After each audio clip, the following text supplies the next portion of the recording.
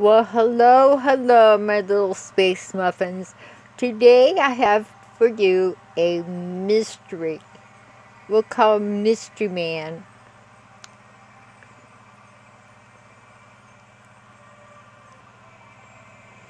Well, we have a mystery house here. I'm going to see if you can determine a few things about this person. We have a mutable sign rising. This is Virgo. Virgos like to have things in order. You might know a few Virgos in your life. The next important thing is the midheaven, and that shows you where you're going. It's in Gemini. Are we going in a lot of different directions? Too many irons in the fire? Are we focused, or are we just all over the place? Now, our next big indicator of our cosmic soup is La Luna, the moon, and the moon is happy when it's in Cancer. It belongs in Cancer. However, the moon really lives down here.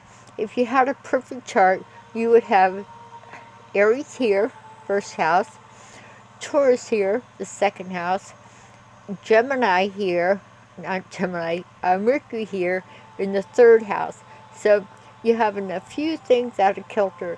Moon might be up here, but it really belongs down here.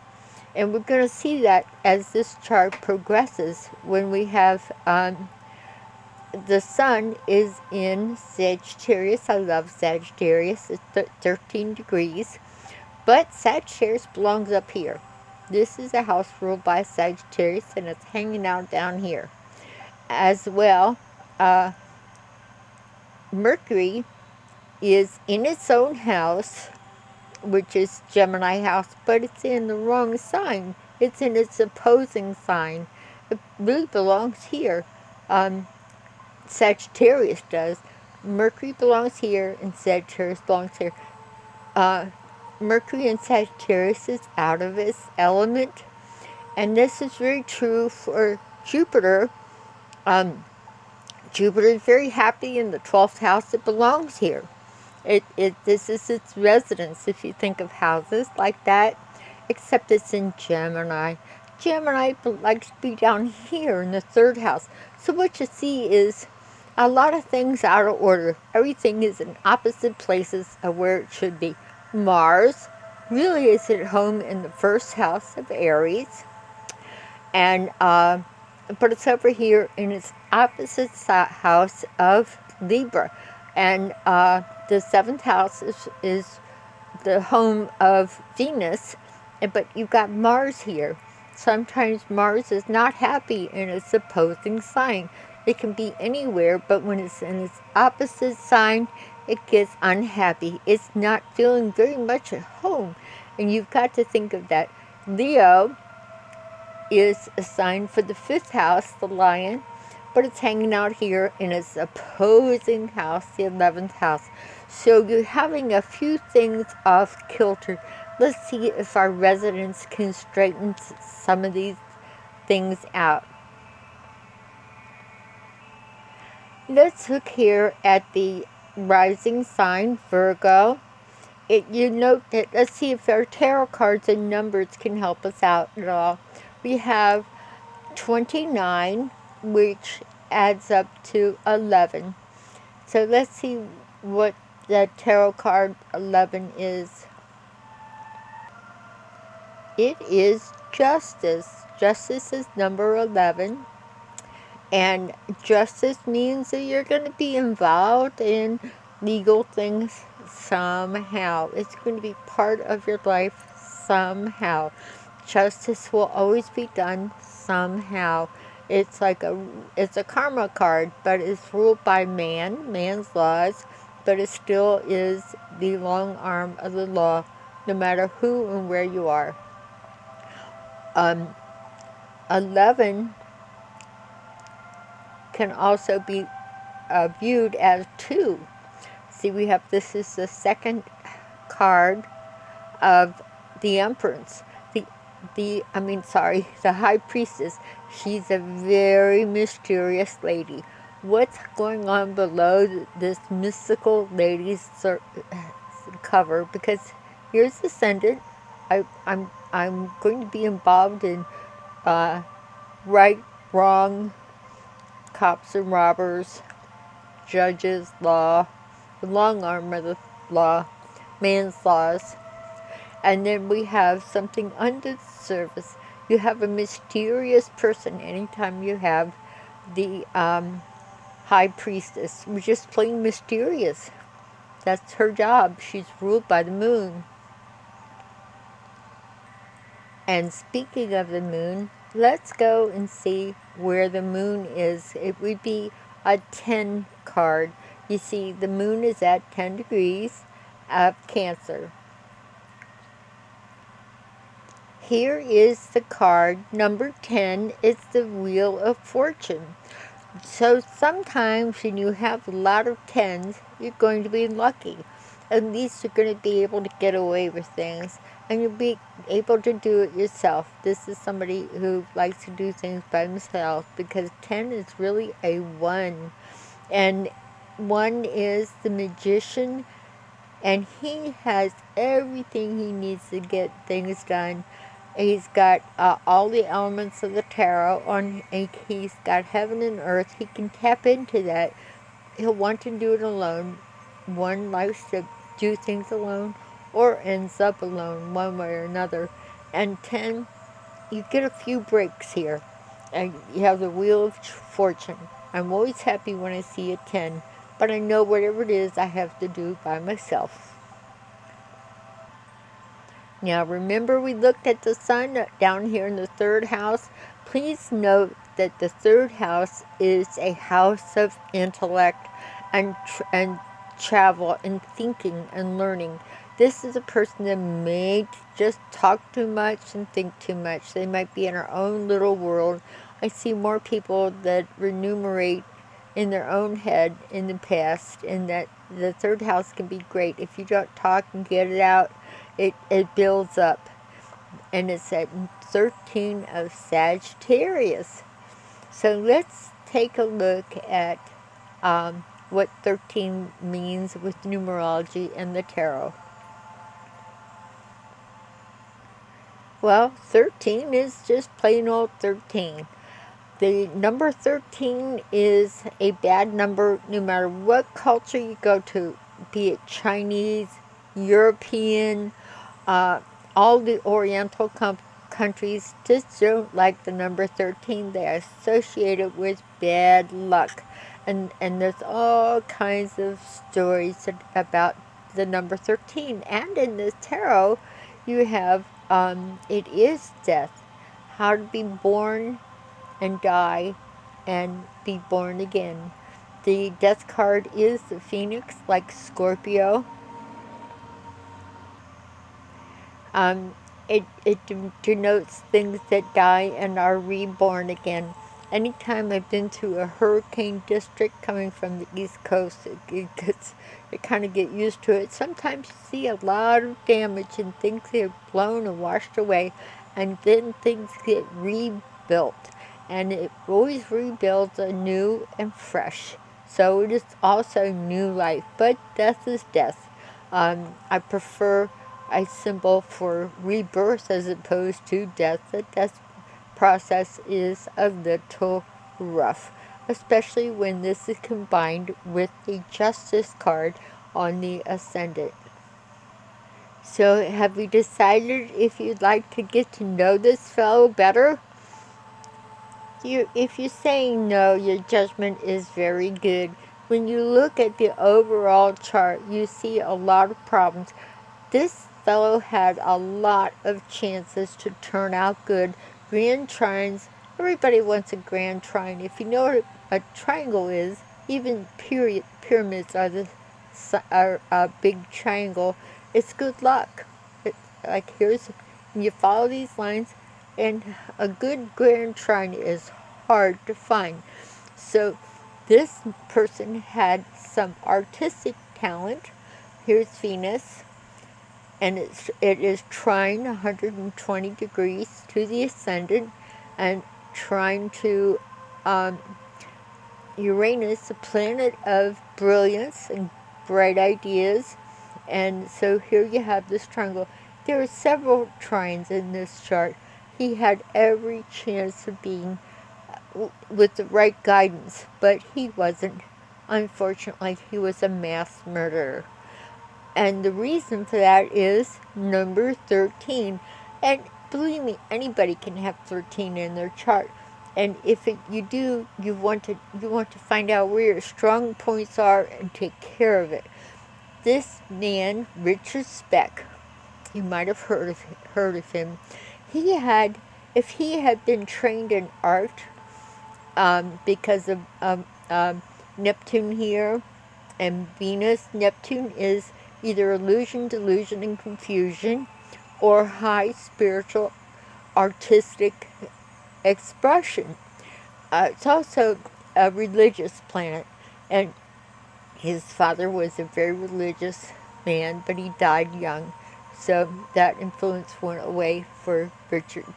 But these two things together, you can be a pilot with those two things together. Neptune and Uranus, great for flying. And then, of course, Venus. I love the arts. I love beauty. I can make beauty. But I'm afraid he fell prey to his inner world. We all can be myopic and be wrapped up in our own little story. I have a guru that says, step outside of your story. And he didn't. It was all about me. And he got pissed one day. He was in and out of jail with petty minor things since the age of 13. With one thing after another. But they kept letting him out. And they didn't give him help. Just give him a paintbrush or put him on a stage. He would have been able to express this suppressed energy. Because Sagittarius is out of its sign. Right here is in its opposite sign. And anytime you get an opposite sign outside of where it should be, Sagittarius should be up here, not down here.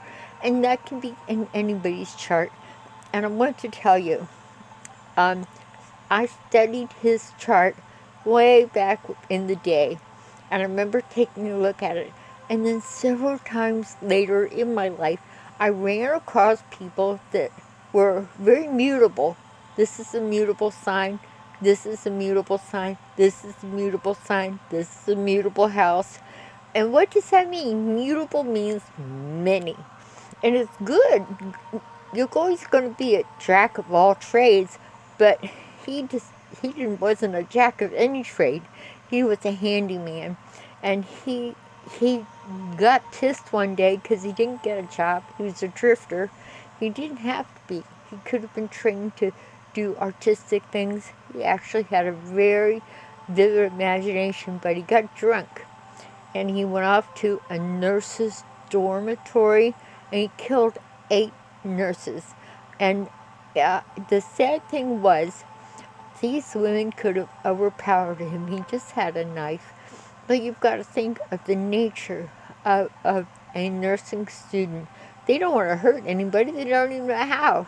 Why did they become nurses? They're very sweet and tender. And that was the tragedy. Only one survived.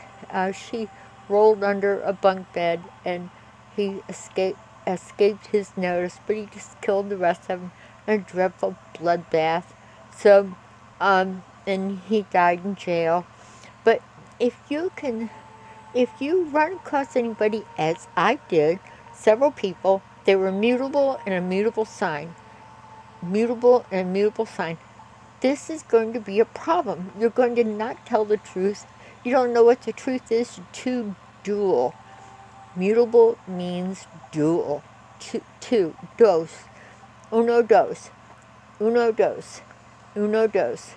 So what you want to do when you have a lot of mutable is really, really, really stick to one thing. If you can start something and finish it, you're going to fix this little curse of too many things going on. Too many things going on in your head. Self-absorption and self-centeredness is a mental illness. And he couldn't get his mind off his little self. And his mentality, while it might have been good, was his worst enemy. And I hope this is a lesson for you when you look at charts. Somebody is a mutable sign. Oh, that's very nice. They're charming people. But if they're running around with a lot of mutable, Sun mutable, Sagittarius mutable, third house mutable, and I've known several people, and they weren't good people, but they were mutable all over the place. The only ones who really made it were the ones that got an occupation and stuck with it and followed a religious belief of sorts. A couple of them that I got to meet actually did focus in on the arts. They were still kind of like unstable mentally, but they could focus and didn't run around going to nurses' dorms and killing people. And so there's a terrible tragedy. Please learn from this. If the tarot cards can be your guide, if you like to center in on the tarot cards, you see here he was involved with justice. He was on the wrong end, and he was repressed in his personality. The Empress always she can't spit it out. She's got to get stuff up on the surface and tell it like it is. And chances are, with the Wheel of Fortune, you have a certain amount of luck. And he has some grand trines. And I've seen people, they have the grand trine, and that's not all. A grand trine can kind of slip you up because you kind of get an entitled feeling, and you're able to get away with a lot of things. So it starts off when you're a little kid and you go in a dime store and you're able to lift some candy, and you're like, yahoo, I can get away with anything. No, it'll get you in the long run. You're going to end up in the pokey, and just don't hurt anybody along the way. And then, of course, we have the sun at 13 degrees. Oh my goodness, it's an unhappy house, and because it's a Sagittarius in its opposing house, the third house, and it is, of course, the death number 13. And you can work with 13s. I've seen people take the number 13 and use it to their advantage, but they have to be aware. Go to a psychologist and find out what's bugging you. And don't be self-absorbed, because self-centeredness is a mental problem and it can get out of control. So I bring this to you as a modus for learning, and please use this wisely as you go about the cosmos, both the tarot, numerology, and astrology. These are our tools. We're in an age where things are given to us. The information is wonderful, and it's time to take advantage of these outlets. The internet's loaded with these things. You can read about these signs. You can read about Gemini. You can read about Virgo. You can read about Sagittarius and learn it well, and just understand what a mutable sign is. It means many. It's kind of slippery. It's over here. It's mutable. It's not solid, and you want to seek something solid in your life if you have a lot of mutables. Well, I'm going to say adieu for today. I have an exciting chart next, and it's somebody I have great hope for, Joe Kennedy. It is Robert Kennedy's grandson, and I hope that he can bring forth all the promise of his heritage. Stay tuned, folks, because we're going to have a rockin' and rollin' century ahead of us, and I think he's going to be part of it.